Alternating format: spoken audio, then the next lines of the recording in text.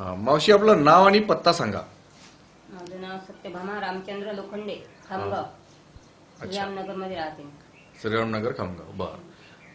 आपण धन्वंतरीची औषधी कशासाठी वापरली? मी अस्थम्यासाठी वापरली. मला म्हणजे श्वासाचा खूप त्रास होत होता.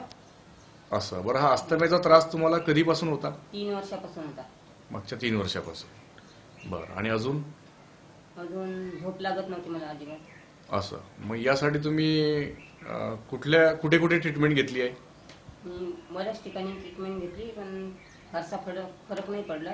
हां. पण बरं. मग आपली धन्वंतरीची मेडिसिन तुम्हाला कोणी सांगितली? धन्वंतरीचे मेडिसिन मला डॉक्टर विजय सुतवणे यांनी सांगितलं. अच्छा, हे मलकापूरचे डॉक्टर विजय सुतवणे. अच्छा.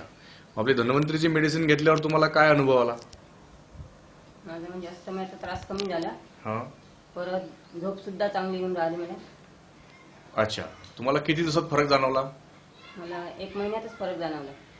असं. डॉक्टर साहेब यांना काय काय दिलं आहे अस्थम्यासाठी? हिमोरिच, डिटॉक्स, हां. न्यूरोरिच हां. आणि कॅलरीज दिला यांना. म्हणजे अच्छा. अस्थमॅटिक प्रॉब्लेम आणि निद्रा नाश करता, दोन्हीसाठी. दोन्ही करता. औषधी देऊन यांना आता 2 महिने झाले. हं. 3रा महिना सुरू आहे. हं. 90 ते 95% छान फरक पडलेला आहे. बरं. मावशी, तुम्हाला आता धन्वंतरीची औषधी वापरल्यावर त्याबद्दल पूर्ण समाधान आहे?